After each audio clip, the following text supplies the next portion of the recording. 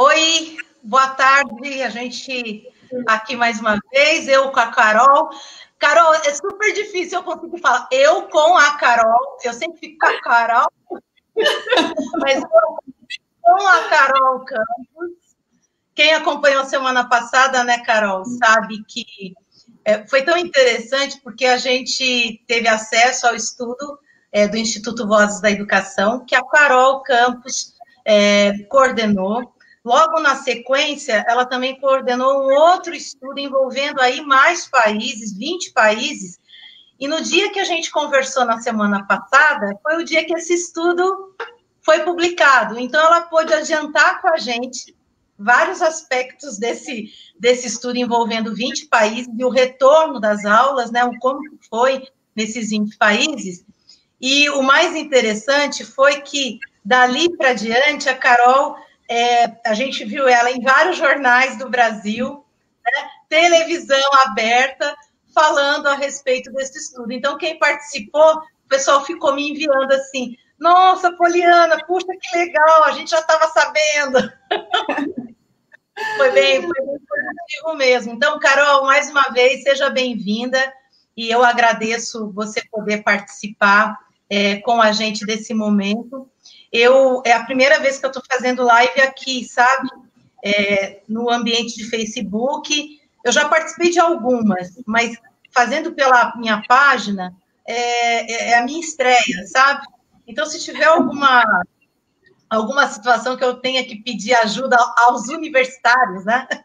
No caso universitário é o pós-graduado aí, o Júlio.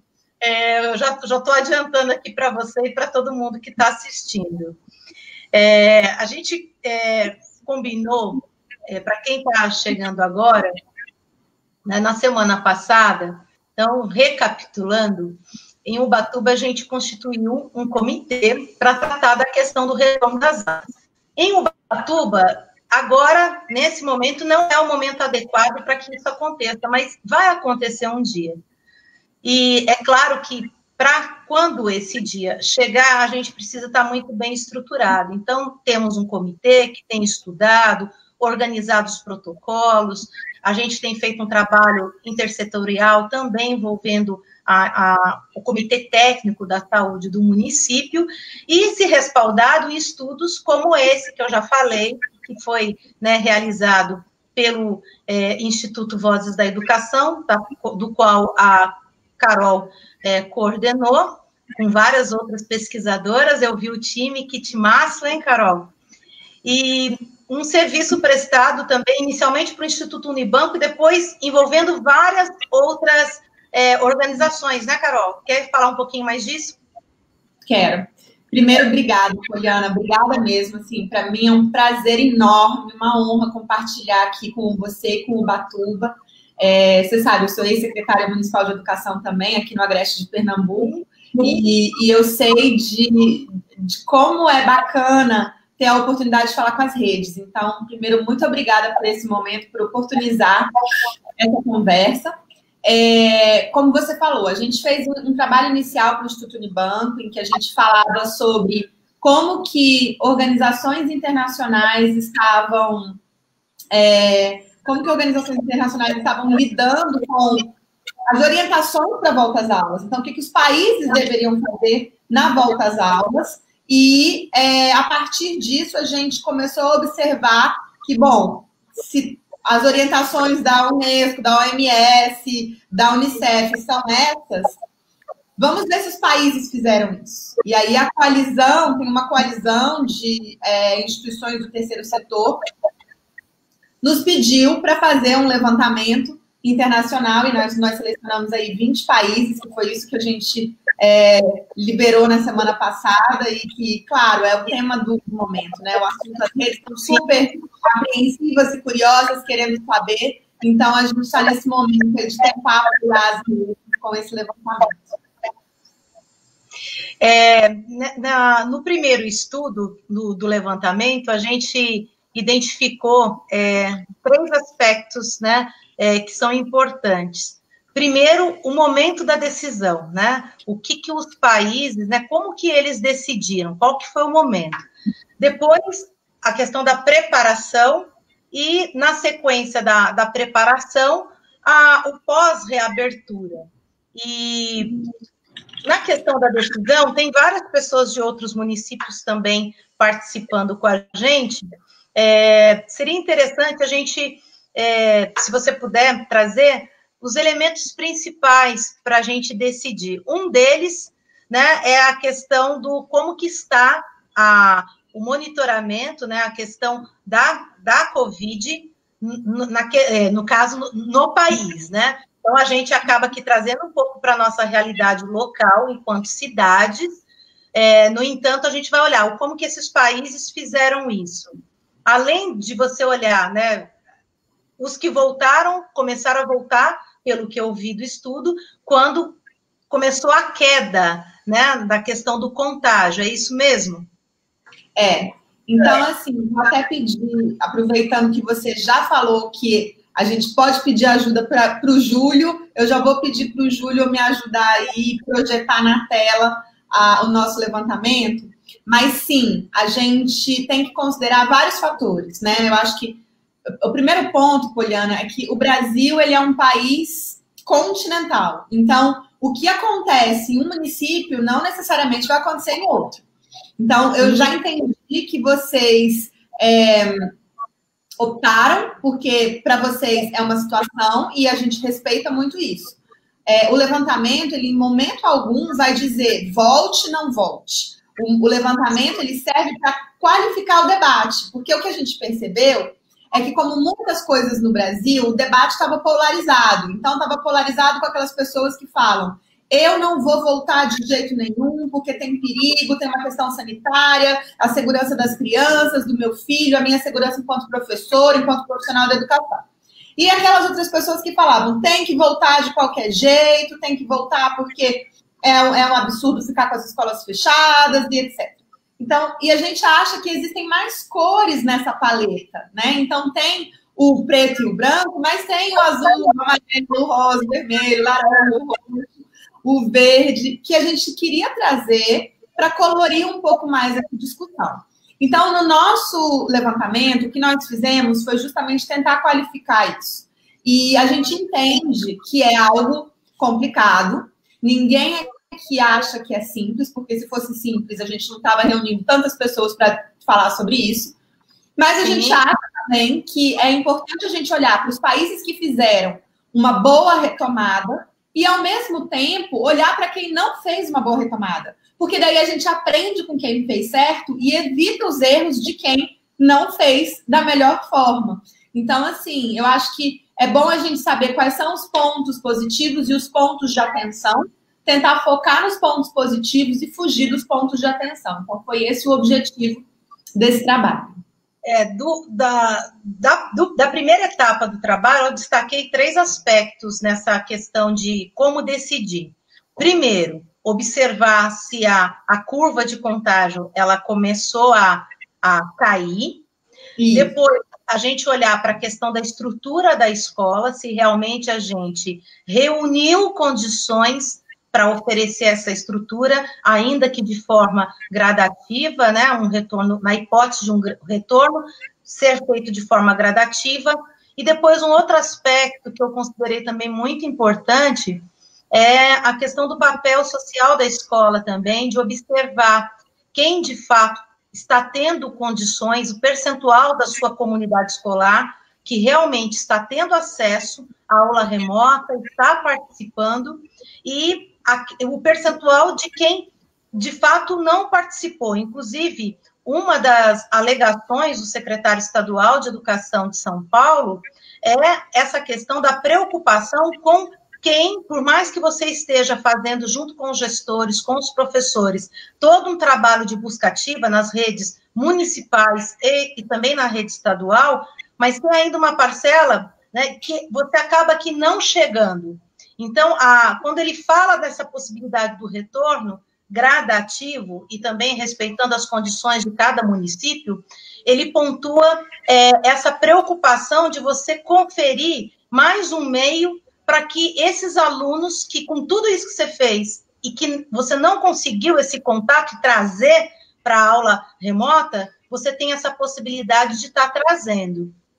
Então, achei interessante, né, você, antes de decidir, olhar para esses aspectos para nortear a sua decisão. E é claro que aí...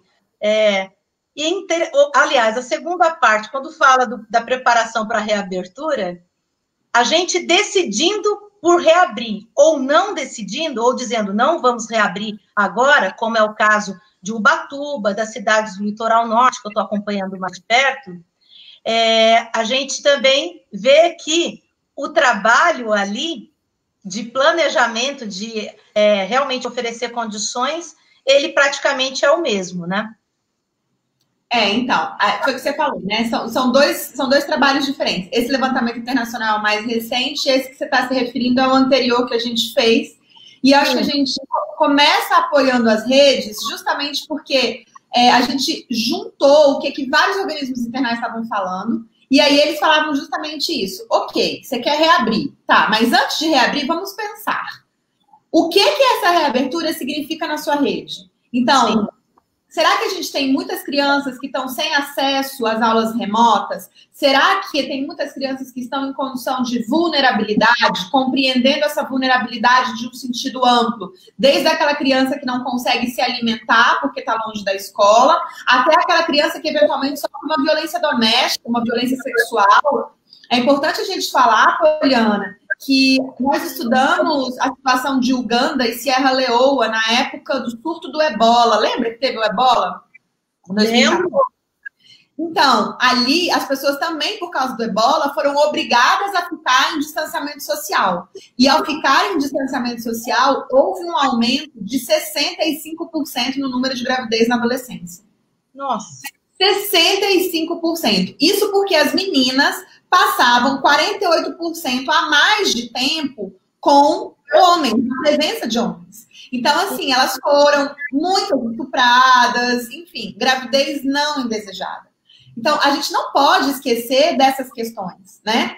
Inclusive, nesses mesmos países, em Sierra Leoa e Uganda, lá em 2014, na época do ebola, a diferença da evasão de meninos e meninas foi maior para as meninas. 16% a mais de meninas evadiram do que de meninos, quando a gente faz comparativamente. Por quê? Porque a menina ela consegue se inserir com muito mais facilidade no mercado de trabalho. Ela entra como babá, ela entra como cuidadora, ela entra como doméstica. Às vezes ela entra dentro da própria casa dela, porque os pais vão sair para poder buscar trabalho e ela fica cuidando. Então, assim, quando a gente pensa em reabrir a escola, a gente tem que considerar todos esses fatores, que às vezes são fatores que a gente nem pensa. Então, o primeiro ponto, né, perguntar ok, as escolas estão fechadas. O que significa essas escolas estarem fechadas na sua região nesse momento? Depois, no momento que você fala, tá bom, então significa dificuldade de acesso, significa exposição a riscos e vulnerabilidade, significa uma série de coisas ruins, perda de aprendizagem, etc. Ótimo. Muito triste tudo isso. Mas o que significa reabrir? Será que reabrir vai trazer uma dificuldade maior? Ou será que reabrir vai melhorar essa condição? E aí é a hora da gente botar na balança. E aí Sim. Um dos lados vai pender mais. Então, se a gente está vendo que pra gente, nesse momento, no caso de Ubatuba, para vocês, nesse momento, não dá para reabrir, então é porque não reabrir falou mais alto e aí a gente está aqui com mais informações e a gente não pode reabrir. Então, isso significa que para vocês não reabrir é o momento.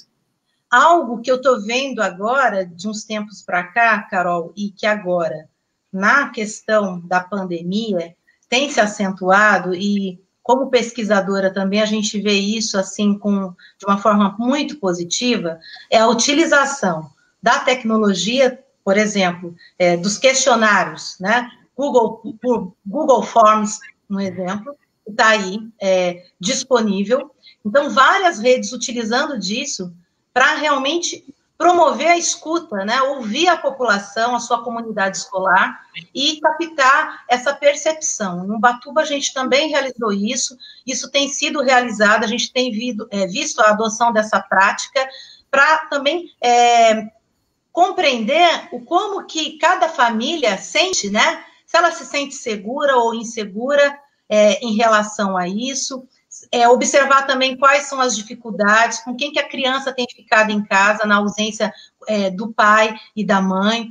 Então, tudo isso a gente conseguiu também estruturar, né, esse raio-x em Ubatuba, e seguindo muito desse roteiro que vocês trouxeram nesses estudos para a gente. Então, quem está aqui assistindo, depois a gente disponibiliza de novo o link de acesso, mas também é só procurar o Instituto Vozes da Educação aí na rede, que vocês vão ver, tem acesso a tudo, a Carol também, super acessível, mas vou deixar mais uma vez o estudo, os dois, tá? O primeiro e esse mais atual, que a Carol vai passar a falar para vocês agora, como que é esse raio-x aí, dando meio que a volta ao mundo, né? A gente fez, de fato, uma volta ao mundo mesmo. Na verdade, são 20 países. Esses 20 países representam mais ou menos 10% apenas dos países do mundo. Mas a gente escolheu países de todos os continentes. A gente escolheu países que são redes muito, tradicionalmente, muito boas no PISA, que performam muito bem no PISA. Escolhemos redes que são próximas do Brasil em termos geopolíticos. Então, por exemplo, países do BRICS, como China, África do Sul e Índia. E também buscamos países próximos geograficamente do Brasil, como Uruguai, Argentina, Bolívia, etc. Maravilha. A gente sabe que alguns países não dá para a gente fazer uma comparação muito direta, porque, por exemplo, a Dinamarca ela é menor do que vários estados do Brasil. Mas a gente, mesmo assim, buscou também países que se desenvolveram muito bem na pandemia e na retomada das aulas, para a gente entender exatamente como que foi essa retomada, o que aconteceu. A Dinamarca, por exemplo, foi um caso de grande sucesso, foi o primeiro país a retomar no mundo as aulas, com exceção da Suécia, que nunca fechou, né? Nunca fechou as escolas. Então, eu acho que antes de falar mesmo da pesquisa, eu só queria, Poliana, te parabenizar, porque você, enquanto gestora pública, fazer esse tipo de pesquisa significa que você está trabalhando com evidências. Você não está tirando da sua cabeça, né? Como a gente brinca com vozes, as vozes da minha cabeça. Não são as vozes da sua cabeça. Você está tirando isso de dentro das evidências. Então, você faz aí um Google Forms e solta para a população, solta para os seus professores. Você tem dados que você consegue comprovar e isso te resguarda não só de tomar as melhores decisões possíveis para os seus munícipes, como também mostrar para o Ministério Público e outros órgãos que você está fazendo um trabalho muito sério e qualificado. Então, eu acho que isso tudo é motivo de elogio. Eu vou pedir para o Júlio passar esses próximos slides aí para a gente falar um pouco sobre esse levantamento. Pode passar, Júlio. Então, foram esses países selecionados, a gente já falou um pouco deles. Alguns países, como China e Canadá, por serem muito grandes, nós selecionamos 2 províncias, e nos Estados Unidos, nós selecionamos 4 estados. Pode passar, Júlio, por favor. Bom, aí a primeira coisa que vocês podem me perguntar é assim, Carol, mas o que é um retorno satisfatório e o que é um retorno insatisfatório? E aí o que eu vou te dizer o retorno satisfatório é aquele em que as escolas reabriram, houve contaminação, mas não foi uma coisa fora do controle. Então, assim, em todos os países que a gente identificou, nós percebemos que houve alguma contaminação, mas não foi uma contaminação descontrolada. Vou dar exemplo. Na França, com a reabertura da rede, a gente identificou, do total de escolas do país inteiro, 7 escolas que precisaram ser fechadas porque identificaram contaminação. Na Nova Zelândia, não teve nenhuma contaminação até 102 dias atrás. Desculpa, até o início do mês. Então, por 102 dias, a Nova Zelândia zerou a contaminação dentro das escolas, inclusive. A gente não sabe dizer se teve alguma coisa ou não, porque eles voltaram com um contágio local agora recente, mas ninguém sabe dizer se isso aconteceu dentro ou fora da escola. E mesmo assim, só 3 pessoas. Então, assim, quando a gente olha o impacto, não, o que a gente identifica é que países que conseguiram fazer essa retomada sem perder o controle da curva de contágio, nós classificamos como satisfatório. No entanto, países em que houve a reabertura e essa reabertura foi descontrolada, a gente classificou como insatisfatório. Por exemplo, certo. Em Israel, a gente teve um pico de contágio absurdo depois da abertura das aulas. E por que isso aconteceu? Por vários fatores. Um deles é porque estava muito calor, teve uma onda de calor em Israel, as autoridades falaram para as crianças tirarem as máscaras e aí a curva de contágio foi lá. Certo. África do Sul, a gente teve mais de 1.000 professores infectados, mais de 500 alunos infectados, ou seja, desastroso. Mas o que a África do Sul fez? Reabriu as escolas no momento em que a curva de casos estava subindo. Então, isso daí é algo que deve ser observado também. Fora isso, a África do Sul não conseguiu implementar as medidas. Então, você tem um protocolo no país, mas o que está no papel não saiu para a realidade. Então, essas duas situações casadas fizeram com que a África do Sul fosse um verdadeiro desafio. E aquela situação, né, Carol? Papel aceita tudo. Papel aceita tudo. E uma coisa que eu tenho colocado aqui, né? Uma rede pública, para você adquirir, um exemplo básico, os EPIs, você tem todo o processo licitatório, por mais que esteja declarado calamidade, você tem um rito, né, de todo o trâmite aí de licitação para você seguir. Então, um dono de uma escola particular, ele tem essa prerrogativa de dizer, olha, eu tenho dinheiro, eu vou lá, eu compro, e ele compra onde ele quer. Na rede pública, imagina uma rede estadual. Imagina, né, uma rede municipal, né? Você não está falando de uma escola com 200 alunos, com 100 alunos, com 1.000 alunos. Você está falando de uma rede, a minha lá, 12 mil alunos. Do meu lado, mais de 20 mil alunos em Caraguá. Aqui em Taubaté, você já tem mais de 40 mil alunos. E por aí vai, a dimensão é bem acentuada, né? Exatamente. Bom, então, assim, eu acho que esse ponto que você traz das dificuldades da gestão pública, de conseguir adquirir os insumos para poder permitir essa retomada, isso é muito importante. A gente vai ver, vou pedir para o Júlio passar aí o próximo slide, a gente vai ver que isso daí tudo tem muita relevância. São os nossos principais achados.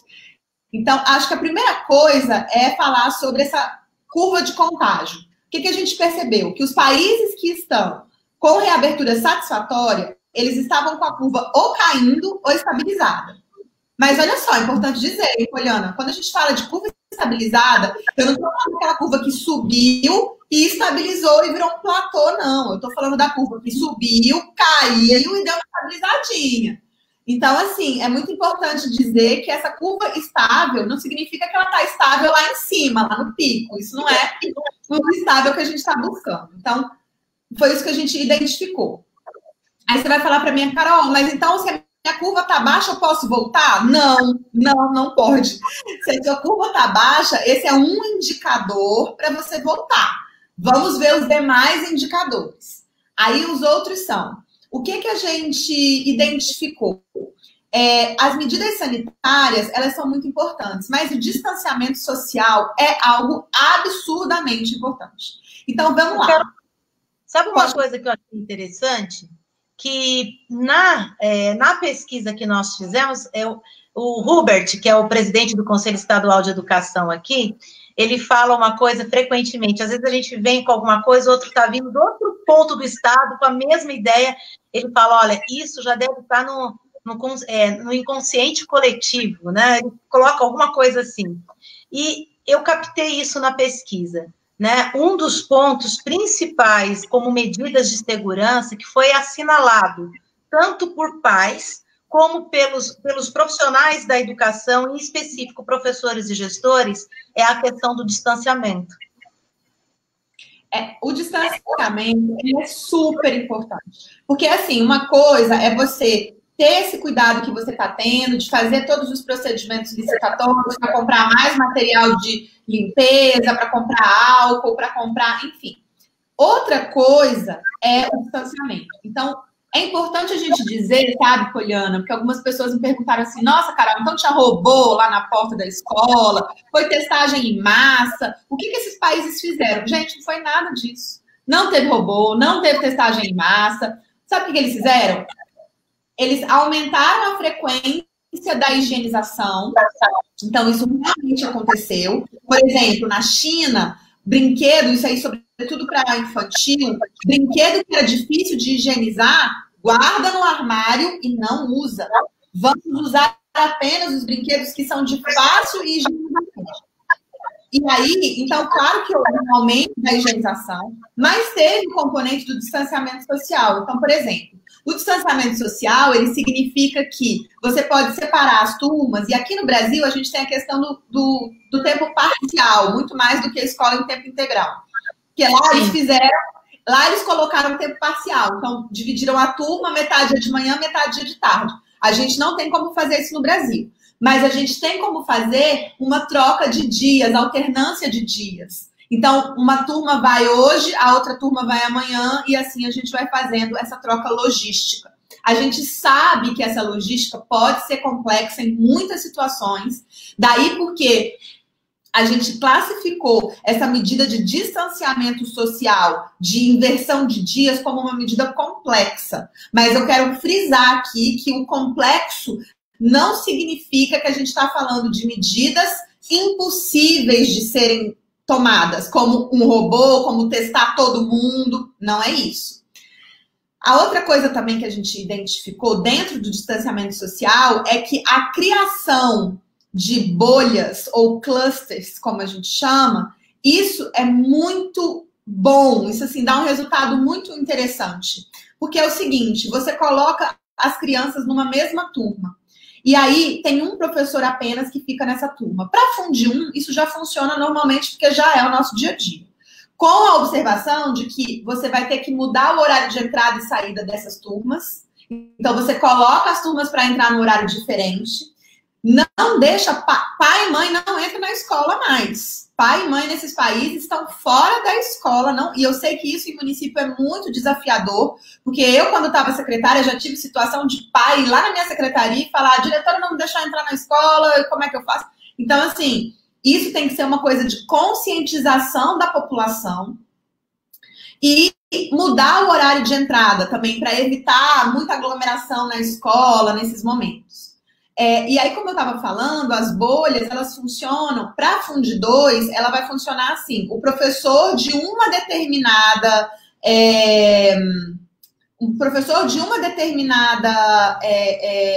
de um determinado componente curricular, ele vai dar as aulas presenciais. Ocorre que esse professor vai ser o professor que, na hora aliás, desculpa, tô confundida aqui, tá tocando o telefone, eu fiquei paralisada aqui. Mas o professor, ele dá um componente curricular presencialmente. Os demais componentes curriculares, eles vão ser dados de forma remota, híbrido. Põe no híbrido. Então, vai botar online e pronto. Então, você fica com aquela bolhazinha. O que essa bolha significa? Que você vai encontrar, todas as vezes que aquela criança for para a escola, ou que aquele jovem for para a escola, ele vai encontrar os mesmos colegas, o mesmo professor. Você não vai ter esse contato muito forte com outras pessoas e isso vai segurar um pouco a curva de contágio. Outra coisa que a gente achou também bem legal é fazer aula ao ar livre. Eu acho tão gostoso, eu queria tanto ser professora nesse momento. Para fazer aula ao ar livre, aula embaixo da árvore, aproveitar os espaços de ar livre que tem dentro das escolas, sabe? Isso daí, eu acho que isso, até para um desenvolvimento holístico e integral dos nossos alunos, é algo muito bacana. Então, isso daí foi algo que a gente identificou como muito positivo. A outra coisa que a gente percebeu é que é muito importante fazer o monitoramento dos casos. Então, para não perder o controle, você precisa identificar. Se dentro daquela escola você identificar algum caso, você precisa notificar as autoridades imediatamente. Então, esse trabalho que vocês estão fazendo aí em Ubatuba, conjunto, né, com outras secretarias, trabalhando junto, isso é muito importante, Poliana, porque isso daí, Se a escola identificar um aluno contaminado, um funcionário da escola contaminado, tem que isolar essa pessoa tem que imediatamente sair da escola, vai para casa, fica quarentenado, fecha a escola por alguns dias, a escola precisa ficar fechada por alguns dias, desinfeta a escola toda e depois volta. Então, assim, a escola vai precisar ficar fechada pelo menos 3 dias. Então, esse monitoramento dos casos, bem pertinho, é super importante. E aí, de novo, tentando dar um olhar positivo para isso. Eu trabalhei em Sobral. Lá em Sobral, o pessoal faz um monitoramento de infrequência super importante, que isso tem a ver com evasão, isso tem a ver com IDEB, isso tem a ver com uma série de coisas. Então, olha que coisa positiva para as nossas escolas aprenderem a fazer esse tratamento da infrequência. Porque daí, da mesma forma que você vai monitorar um caso, você tem como fazer essa observação da infrequência, né? Você sabe, tá me ouvindo, Carol? Perfeitamente. Então, você sabe que aqui, eu estou falando da realidade de Ubatuba, porque é que eu estou mais aí imersa, né? A gente reestruturou todo o nosso trabalho de busca ativa, e, inclusive, assim, eu tenho que registrar aqui, agradecer o empenho dos gestores, das coordenadoras, porque nós estamos revisitando todos os nossos registros para planilhar, para realmente a gente identificar como que foi no primeiro bimestre, porque a gente aqui é por bimestre, né? Como que foi agora no segundo e como que estamos caminhando para o terceiro. E o que está sendo legal? Como em Ubatuba, a Secretaria de Saúde, ela tem muito bem mapeada, né? A ação da Secretaria de Saúde, ela tem uma capilaridade incrível por meio dos agentes de saúde, do ESF. Então, nós temos, essa semana, uma reunião em conjunto com a Secretaria de Saúde, onde a gente vai ter a retaguarda dos profissionais, dos agentes de saúde, para nos auxiliar nos casos em que, por mais que a gente tenha ligado, envie e-mail, vai até a casa da criança, vai atrás, né, e de repente não encontra, eles vão estar ajudando a gente nesses casos a realmente a buscar e trazer. Sabe? Esse que é o grande foco da gente nesse momento. Trazer, que eu falo, para aula remota. Eu estou vendo um pessoal entrando aqui, bastante preocupado e colocando, agora não é o momento, não é o momento. Por exemplo, para a situação de Ubatuba e Litoral Norte, há um consenso, né, de que realmente não é esse o momento agora.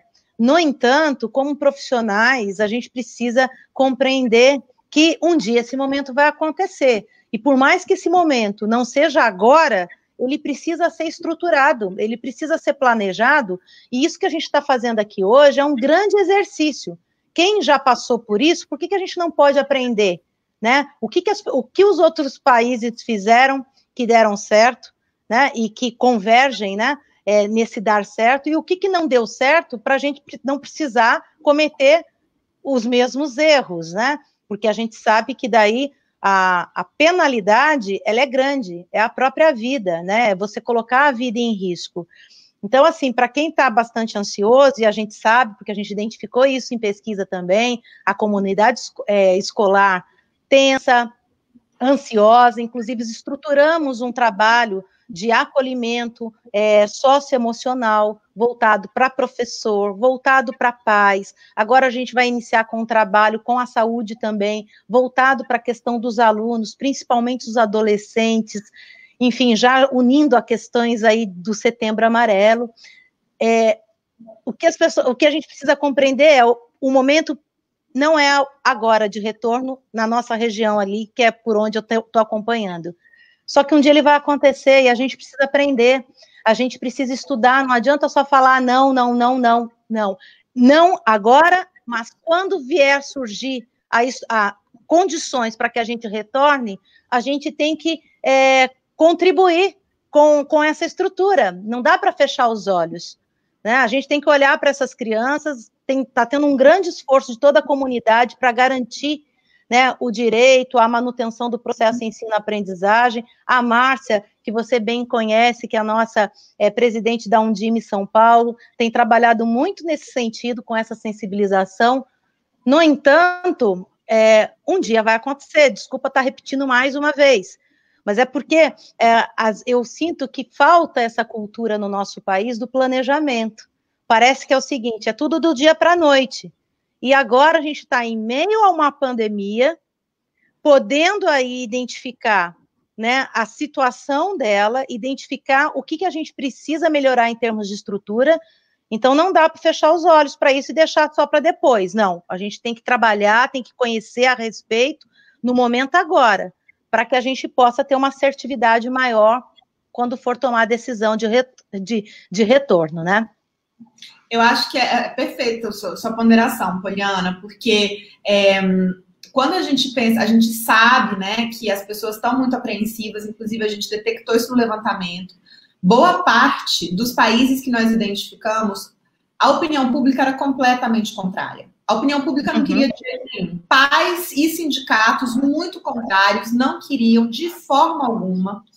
E aí o que a gente percebeu foi que os governos que, entre aspas, compraram a briga e falaram, não, a gente vai fazer mesmo assim, esses governos, eles começaram a implementar, e eles implementaram de uma forma eficiente, né? Então, eles começaram a implementar as medidas, e enquanto os pais percebiam que estava dando certo, eles começaram a confiar, e aí eles começaram a mandar as crianças. Então, a gente viu uma mudança aí da cultura. E com relação aos sindicatos, os sindicatos, por exemplo, como Uruguai e Itália, eles estavam muito, muito contrários à volta. E a gente vê isso em vários sindicatos Brasil afora.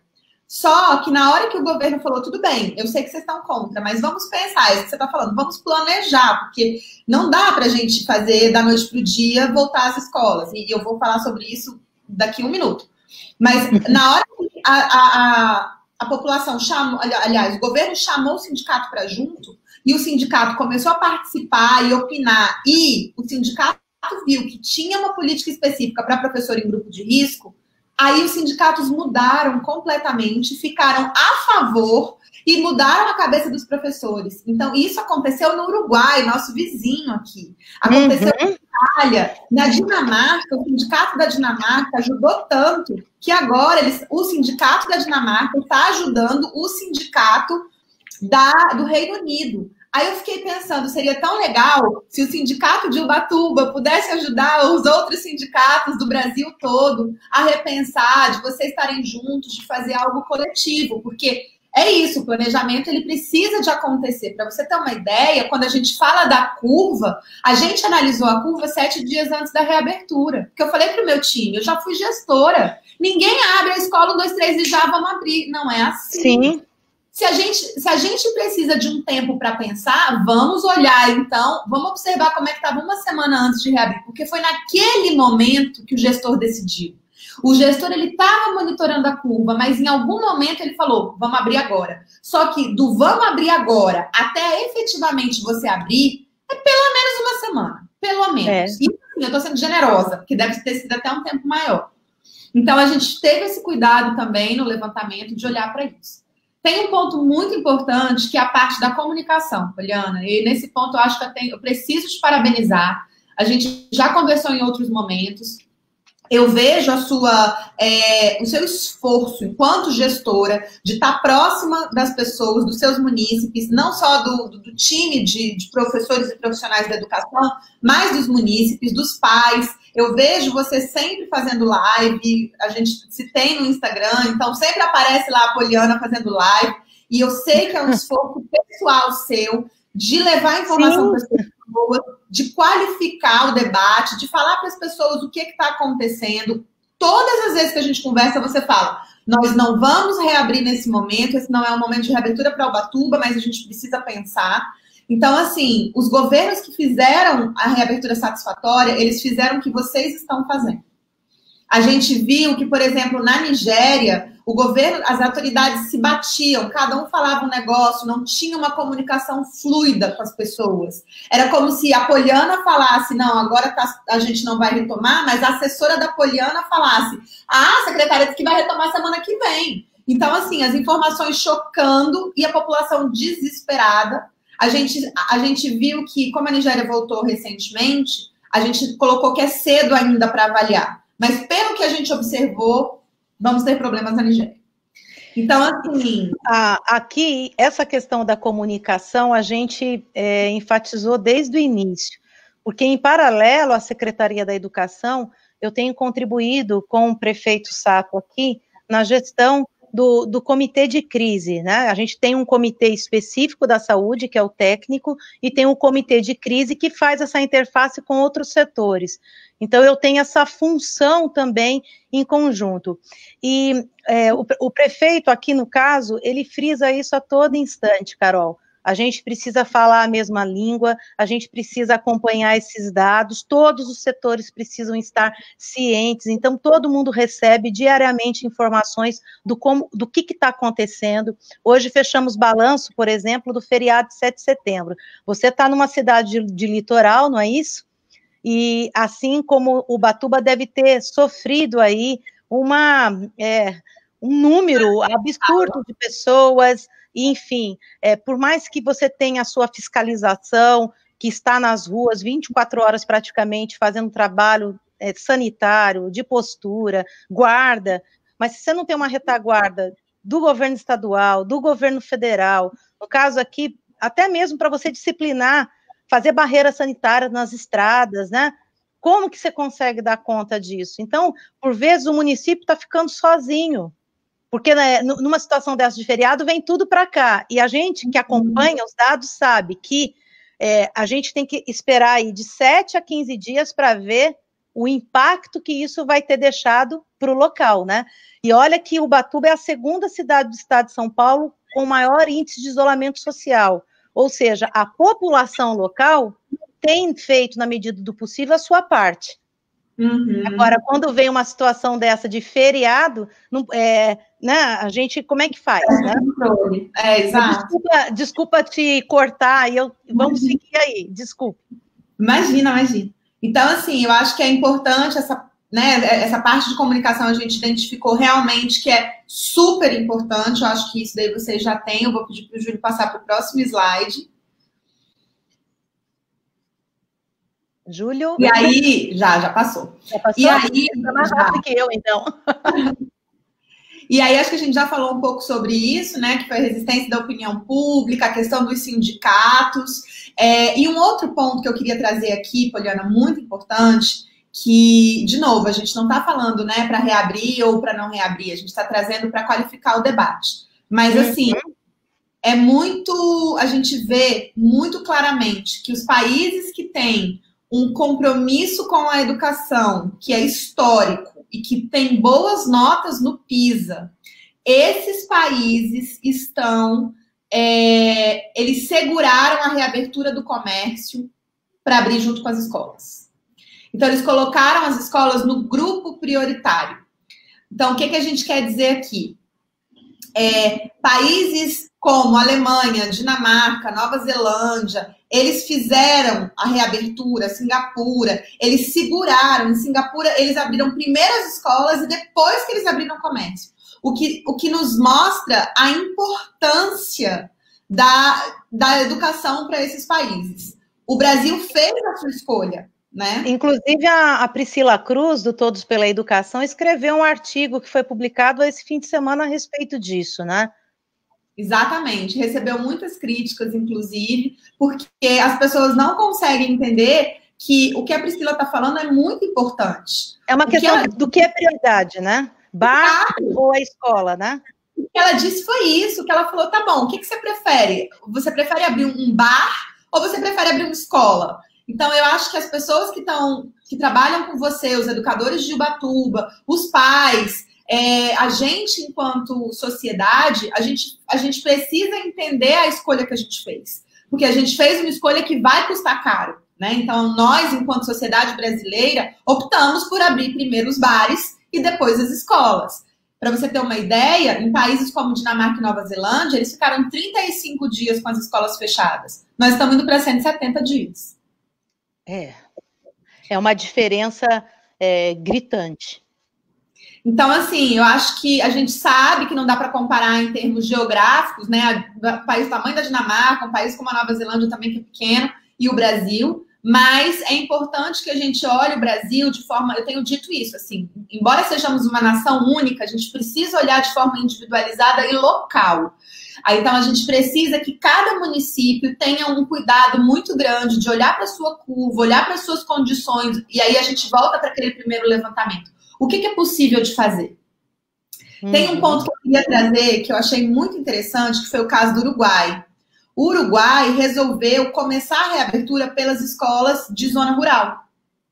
Por quê? Porque eles entenderam que eram as crianças que tinham menos acesso em termos de internet, eram as crianças mais vulneráveis e eram as crianças que estavam em idade de alfabetização e que ainda por cima eles ficavam na bolha, como a gente falou antes. Então, a multissérie de uma escola de zona rural é uma bolha, são aqueles alunos e a professora, enfim. Então, assim, o Uruguai teve uma reabertura muito interessante. Países como Argentina e Peru estão se espelhando no Uruguai. Eu acho que é muito interessante a gente olhar a partir dessa perspectiva, sobretudo nos municípios. Então, talvez, quando houver o momento ideal para reabrir em Ubatuba, pensa nessa possibilidade, veja se isso é uma viabilidade para o seu município, veja se isso faz sentido, porque não adianta a gente importar os casos de fora e querer copiar e colar no Brasil como se eles fossem funcionar, porque a gente sabe que não é. Mas a gente também sabe que é muito importante a gente olhar para aquelas coisas que foram positivas e tentar aprender com elas, fazendo os ajustes necessários à nossa realidade, né? Você sabe que, falando dessa questão do Uruguai, que começou a reabertura pelas escolas de zona rural, e olhando para a realidade de Ubatuba, então, um dos fatores aí que certamente fez o Uruguai pensar nas escolas de zona rural é a questão da dificuldade de acesso aos centros urbanos, né? Então, que essas pessoas estariam com uma possibilidade maior de estar mantendo esse isolamento. Então, estou colocando aqui a leitura que eu faço.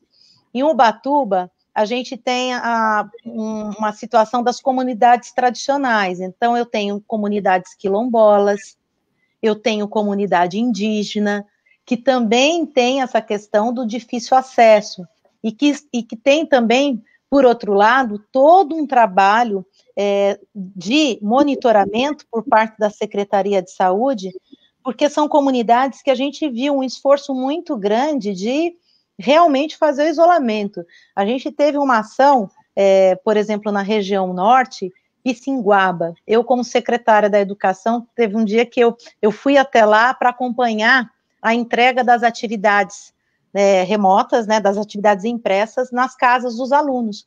Então, eu fui com o carro da secretaria para estar buscando a diretora e a coordenadora da escola e acompanhar esse trabalho.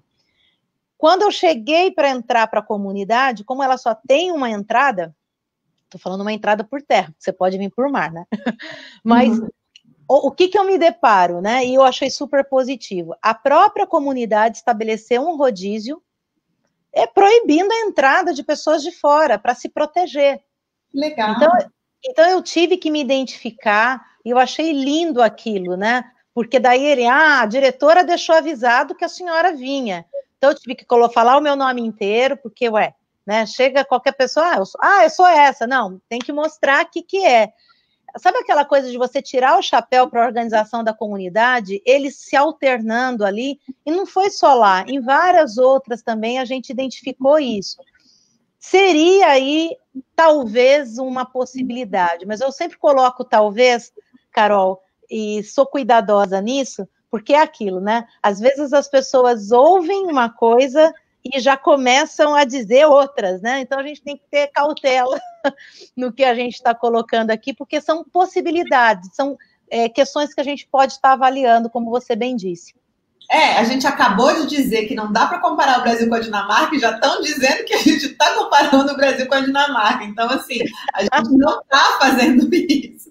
A gente está ao contrário, dizendo que o que se aprendeu em um país, a gente pode tentar trazer para o Brasil, desde que a gente faça os ajustes da nossa localidade, da nossa necessidade e, sobretudo, das nossas possibilidades. Então, assim, a gente traz esses exemplos muito mais para que as pessoas possam ver as possibilidades que existem, né? Como eu falei, uma cartela de cores, tentar usar o que é bom, mas, sobretudo, evitar o que não deu certo. Eu acho que isso também é muito importante.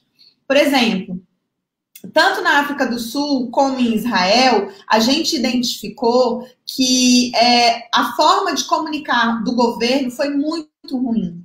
Então, quando o governo falou em Israel que as aulas iam voltar, eles avisaram na sexta-feira e as aulas começavam na segunda. Não dava tempo da escola se preparar. Então, assim, isso já foi muito ruim. Aí teve a história da onda de calor, tiraram as máscaras dos meninos. Pronto, aí o número de casos pipocou.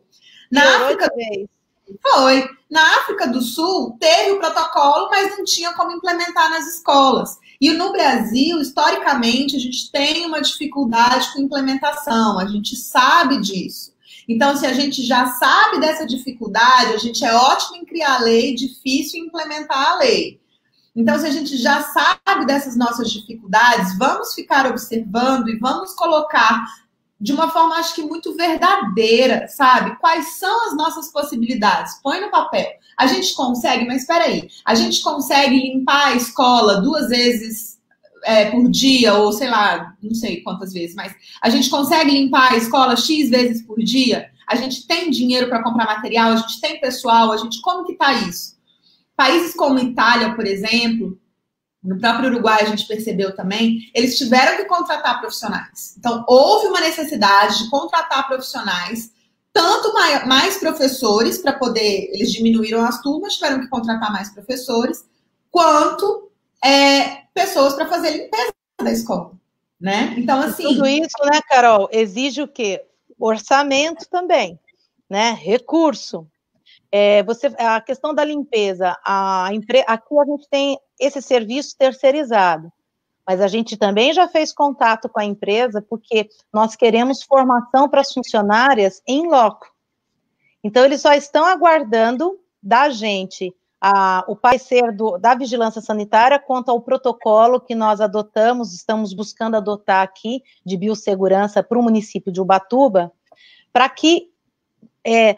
aquela questão da comunicação, a gente falar a mesma coisa. Então, é esse o protocolo que vai seguir o professor, o gestor, o pai do aluno, o aluno, a merendeira, o pessoal da limpeza, quando o retorno for iniciado, né? Porque a gente não tem isso ainda previsto para Ubatuba nesse momento. É isso, é muito importante esse tipo de trabalho, né? E aí, assim, se a gente continuar, vou só pedir para o Júlio ir passando muito rapidamente, só para vocês verem, é um levantamento muito extenso, mas eu vou pedir... São mais de 80 páginas, né, Carol, não, aí, né? Não. Só de bibliografia são 10 páginas. A gente teve um super trabalho para conseguir fazer.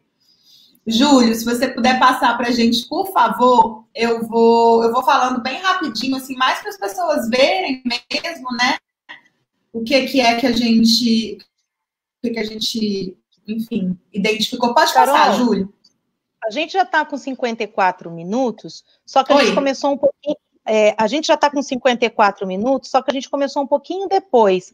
Dá para a gente ir aí mais 15 minutos para você? Porque eu sei que você está sendo muito requisitada aí por conta do próprio estudo, né? Eu consigo mais 10, pode ser? Perfeito. Tá. Aí eu vou pedir, então, Júlio, pode ir passando.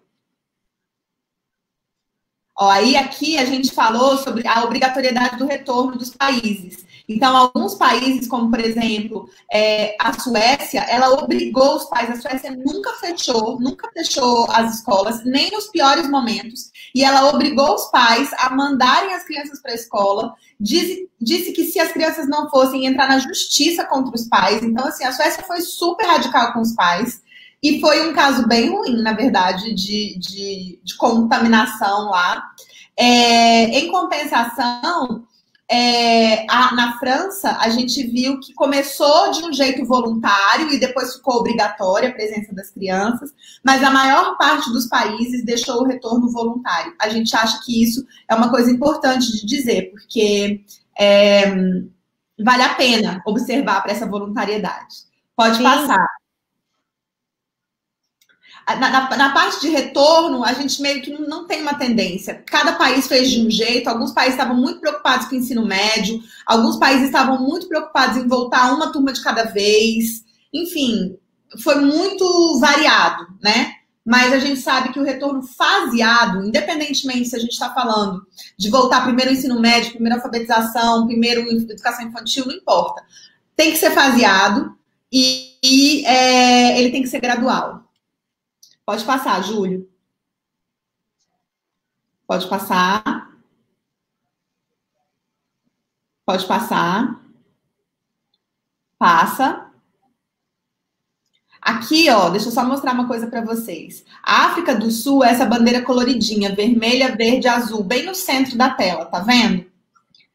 Se você olhar para essa bandeira que está bem no centro da tela e você olhar para a bandeira da Dinamarca, que é a vermelhinha com a cruz branca, que está na lateral da bandeira, a gente vai ver que o número de casos é muito parecido. Então, a quantidade, em termos de números, que tinha na África do Sul e que tinha na Dinamarca é muito parecido. Porém, a gente não tem que observar o número de casos, a gente tem que observar a curva. Na Dinamarca, a curva estava caindo, enquanto que na África do Sul, a curva estava subindo.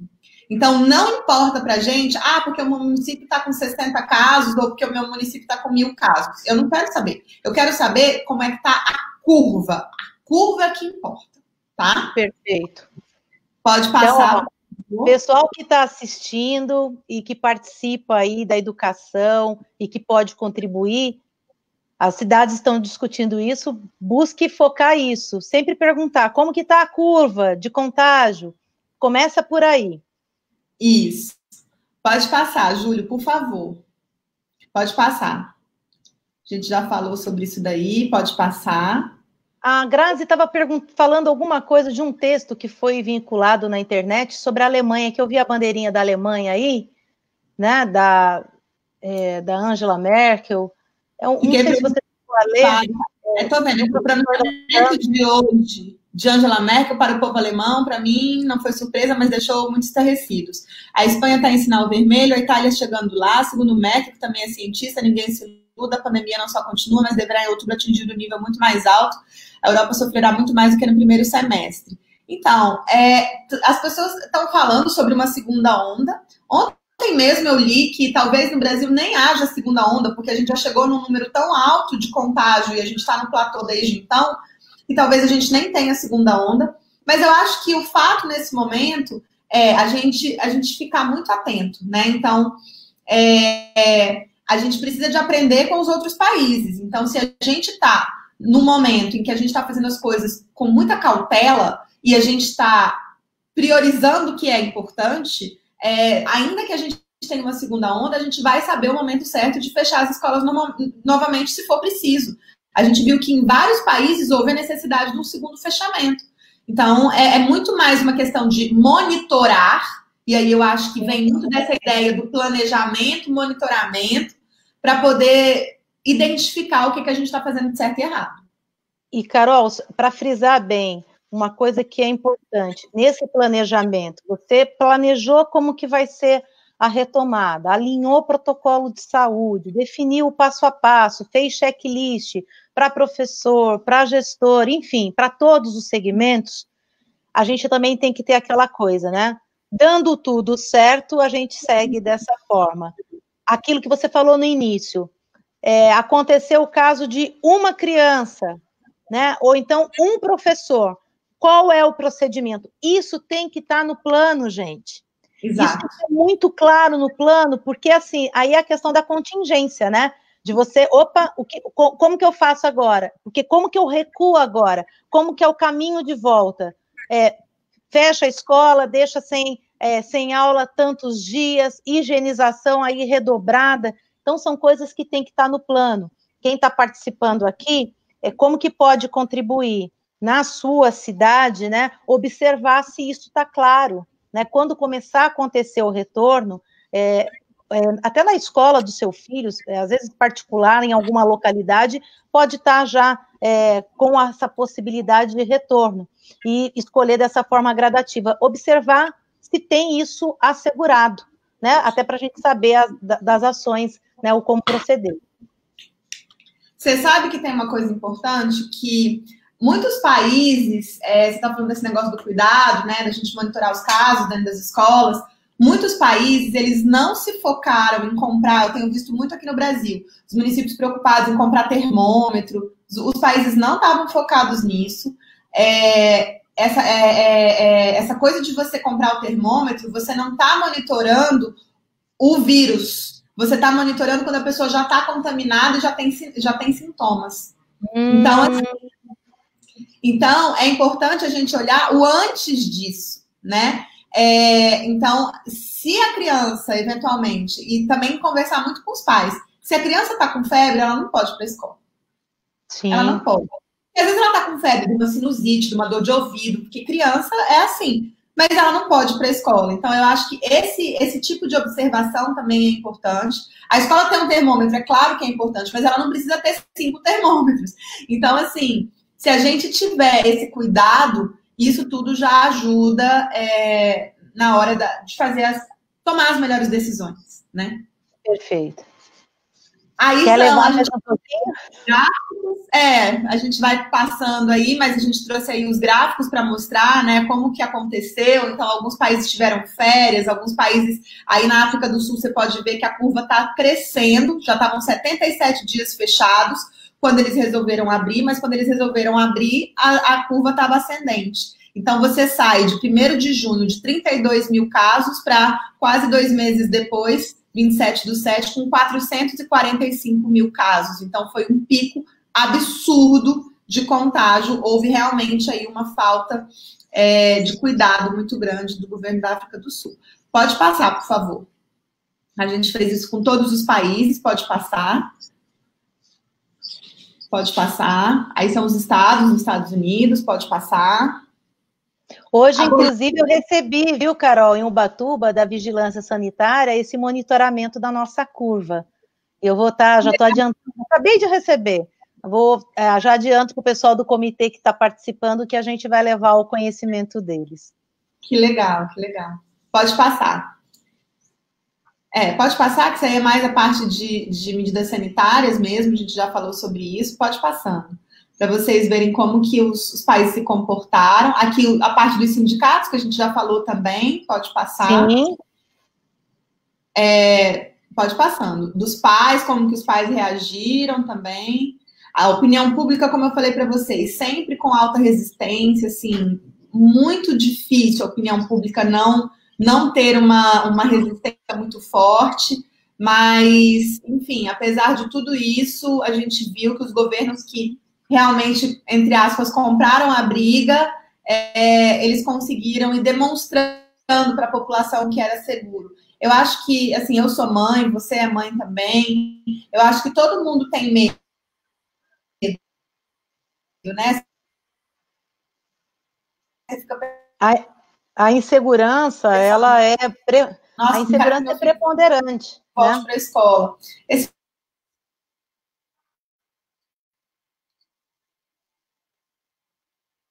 Oi, Carol, começou a cortar aqui para mim. O pessoal está me ouvindo? Carol?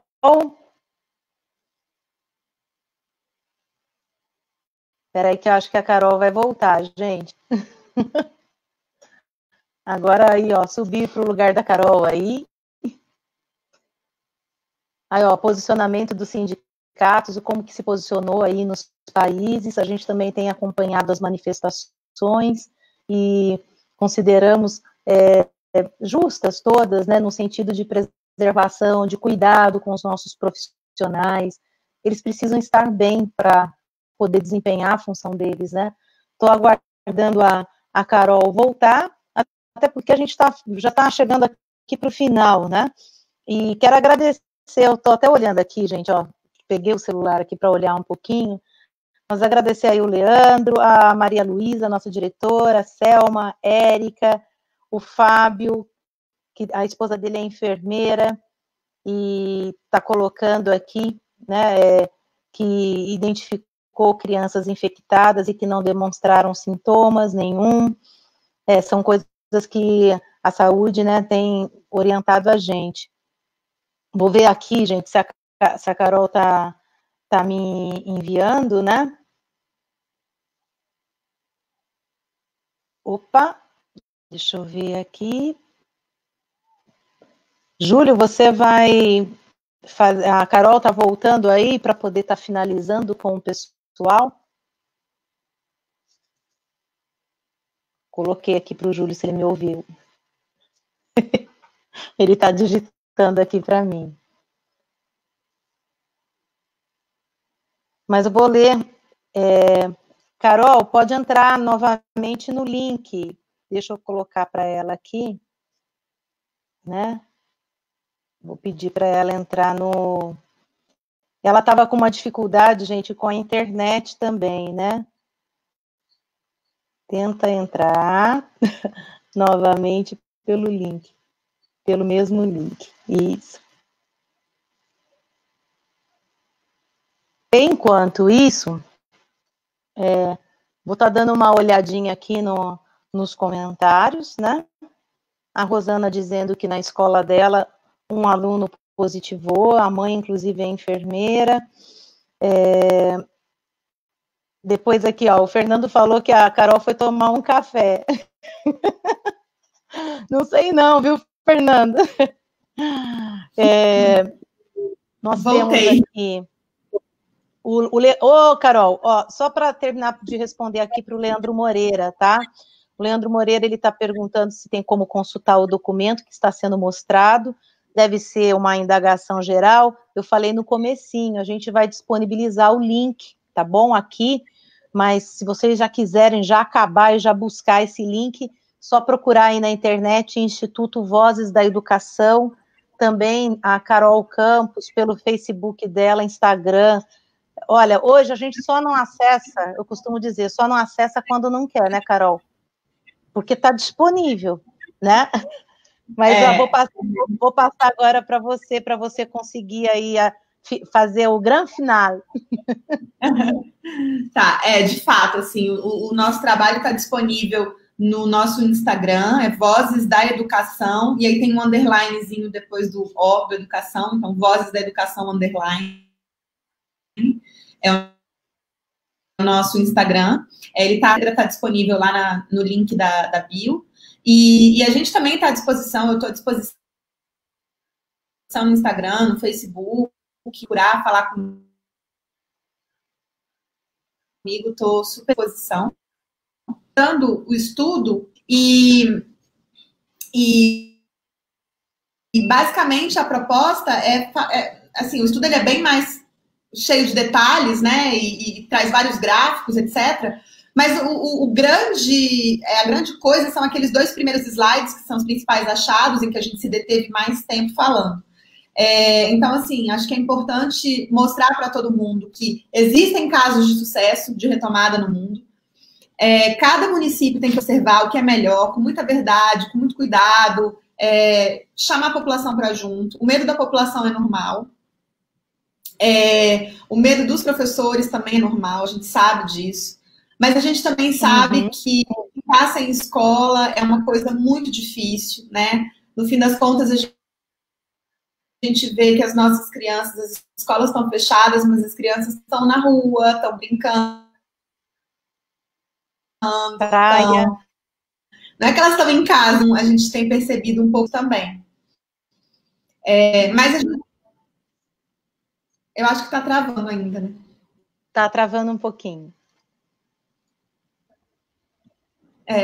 Mas, enfim, Voltou. É só deixar o meu agradecimento enorme a você, a todo mundo de Ubatuba. É um agradecimento muito grande para você, Poliana, para as pessoas que estão nos assistindo, para a sua equipe em Ubatuba, dizer que eu estou à disposição para o que vocês precisarem. O nosso objetivo é sempre trabalhar levando evidências de uma forma fácil, ágil, rápida, em que as pessoas batam o olho, que elas consigam entender. Falando a linguagem da escola, a nossa consultoria tem como... A gente se chama Vozes da Educação, não é à toa, porque a gente quer ouvir essas vozes, a gente quer ouvir o que a escola tem a nos dizer, o que as pessoas da educação têm a nos dizer. Então, é por isso que a gente existe, o nosso propósito é esse, e a gente quer contribuir muito para as pessoas e para as redes. Carol, agradecimento enorme para a gente, porque da semana passada para cá, quando eu comecei a ver, né, você pontuando aí, TV aberta, jornal, eu falei, gente, será que ela vai conseguir falar com a gente na semana que vem de novo? Então, eu, assim, agradeço essa sua atenção, esse seu compromisso com um propósito maior, que a gente sabe, né, que nos guia, que é estar a serviço da educação, porque a gente sabe o quanto que isso potencializa o desenvolvimento humano e o desenvolvimento de uma sociedade. Então, agradecer você mesmo por esse gesto de estar aqui com a gente novamente. A gente tem se apoiado nesses estudos que você coordenou. Agradecer a sua equipe aí, o time. Acho muito legal, a gente não faz nada sozinho, né, Carol? Eu estou aí com boa parte da nossa equipe participando desse momento, porque isso para a gente é um momento de trabalho, é uma reunião de trabalho, onde vários do nosso comitê já consultaram o material, então é mais um momento para a gente aprofundar nas questões. De repente a Carol vai trazer uma coisa que a gente leu, mas que não ressaltou tanto aos olhos, né? Então, tudo isso contribui muito para isso que a gente precisa agora, que é realmente olhar ações bem-sucedidas, ações que não foram bem-sucedidas, para quando chegar a nossa hora de retomar, a gente já esteja preparado da melhor forma possível com o que, né, o mundo já realizou e mostrou que deu certo, né, para preservar questões de segurança e de saúde. E para o pessoal que acompanhou até agora aqui bravamente, eu agradeço também a companhia e peço a vocês um gesto, né? Um gesto da gente compartilhar conhecimento. Isso aqui pode ser muito importante para aquele pai, para aquela mãe, para aquele colega professor que está vivendo, de repente, uma crise de ansiedade, que está tenso, que está preocupado. Então, a gente precisa levar um pouquinho também de esperança, de luz, de meios de fazer, de estimular as pessoas a pensarem, a buscarem, né, meios. Geralmente, quando a gente está com medo, a gente se paralisa, né? Algumas pessoas ficam paralisadas, cerebralmente falando, a gente tem esse mecanismo, né, de defesa, né? Só que paralisar por muito tempo pode causar danos severos demais, né? Tanto para a gente, quanto também, se a gente for pensar na questão da escola. Então, por essa razão, vamos estudar, vamos colocar aqui as nossas mentes, nosso coração, nosso espírito, e aí cada um com a sua fé, que eu respeito aí a diversidade que a gente tem pelo nosso país, respeito com muito carinho, mas que a gente coloque tudo isso a serviço de um bem maior, que é realmente trabalhar para poder participar junto dos processos de decisão, com conhecimento, com evidência, e assim a gente se protege mais e tem mais chance de acertar. É isso. Obrigada mais uma vez, Carol, e a todo mundo que está aqui, tá bem? Obrigada a todo mundo. Tchau, pessoal. Obrigada, Poliana. Um beijo para vocês. Beijo, Carol. Eu vou ficar um pouquinho mais aqui olhando aqui os comentários, Carol, mas fica à vontade que eu sei que já tem outra na agenda aí. Boa sorte e parabéns pelo trabalho. Obrigada. Um beijo. Tchau, tchau, pessoal. Bom, pessoal, vou estar, na medida do possível, que vocês vão ficando aqui comigo, né? Vou estar dando uma lida aqui em alguns comentários. Vamos ver aqui. Não sei se eu vou conseguir ver todos, estou utilizando do celular para poder avaliar. Eu vi bastante participação da Maria Regina Santos, né? Também aqui, Ana Lúcia Silva, a Carol, e deixa eu ver, a Tamires também, colocando aqui, né? De uma certa, bem longo o comentário dela, né, uma reflexão, e que precisa em resumo, né, o Tamires, é algo que exige aí um esforço coletivo, né, todos nós temos partes e deveres, temos direitos, mas temos também todos deveres a cumprir, tanto as autoridades, quanto também o cidadão, né, cidadão e cidadã. Terezinha gostou da live, a Elaine também gostou, a Andréia Prado aí participando com a gente, saudade, Andréia, que maravilha. Deixa eu ver aqui. O Leandro, eu já respondi para ele.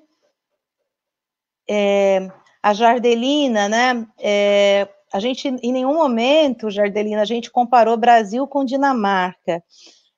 Acho que você chegou, de repente, você não chegou desde o começo, mas se chegou desde o começo, aí eu fico mais preocupada ainda, porque o que a gente trouxe aqui realmente foi, olha o título da live, né? O retorno às aulas ao redor do mundo. Como que isso aconteceu ao redor do mundo? Então, quando foi falar da Dinamarca, a Carol trouxe o como que aconteceu lá, né? Em que condições aconteceu o retorno à aula na Dinamarca. E a todo instante a gente frisou que a gente tem que olhar para as condições locais, local, município, regional, estado e, claro, que do país ao qual a gente pertence, né? Depois a Graziella, acredito que a gente passou um pouco aqui. A Roselane falando da questão do impacto, uma decisão errada, né, sem considerar todas essas variáveis que esses países onde tiveram mais êxito no retorno tomaram, que é olhar para, né, a curva em declínio, olhar para a condição de estrutura das escolas, ter muito bem organizada a comunicação, o planejamento, como que vai funcionar, né, tudo isso mostra para a gente que tem que olhar para tudo isso para minimizar ao máximo os impactos, né? Aliás, para que não tenha um impacto negativo. Quem mais? Bom, gente, o Vitor gostou muito de participar, o Júlio está me ajudando aí colocando, né? Algumas coisas, o Marcos colocou um passo de cada vez, muito boa colocação, é isso.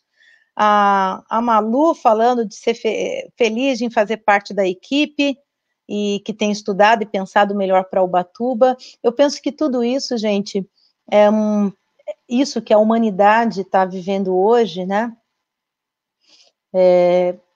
A gente realmente, cada um que está se colocando à disposição para estudar, para organizar, contribui para deixar um legado para quem virá depois de nós, né?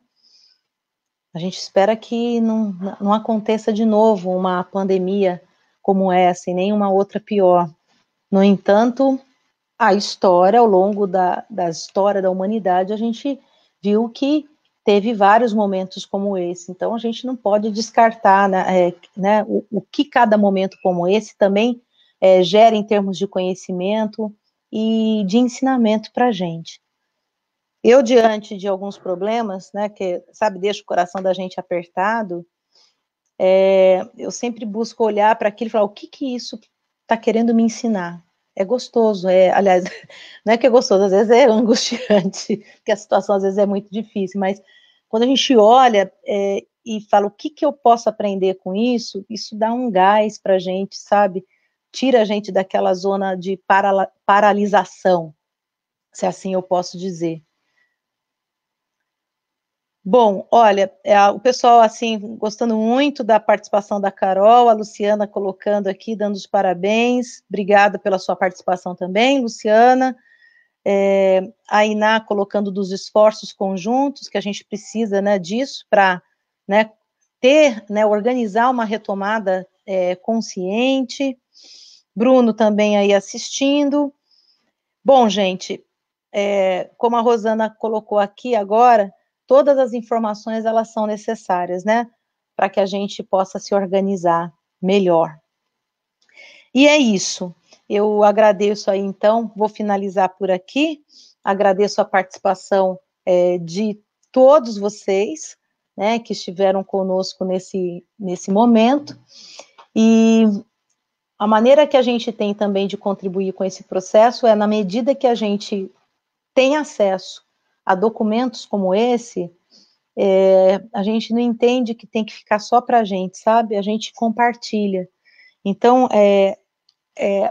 essa live é, sim, um momento também de trabalho, do qual a gente reúne aqui condições de ter um contato com uma pessoa, né, com todo o currículo, toda a trajetória da Carol, liderando aí todo um processo, todo um estudo, né, nessa dimensão envolvendo aí 20 países, e que olha só, quantas são as redes públicas no Brasil, né, quando a gente olha, e quantas estão conseguindo, né, estruturar momentos como esse. A gente tem conhecido várias redes, só que quando a gente olha para a dimensão de Brasil, a gente sabe das dificuldades de muitas outras redes também, de oportunizar momentos como esse.